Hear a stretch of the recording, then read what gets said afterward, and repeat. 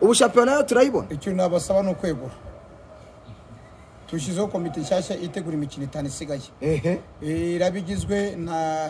na retired Jean Fideli uramugaruye ndamugaruye